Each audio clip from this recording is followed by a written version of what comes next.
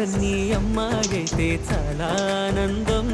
ఆ అమ్మాయే నా సొంతం అయితే ఇంకా ఆనందం.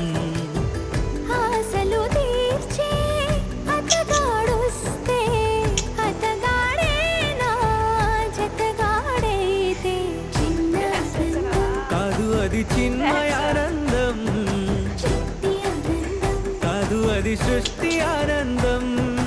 కాస్త ఆనందం కాదు అది శాశ్వత ఆనందం.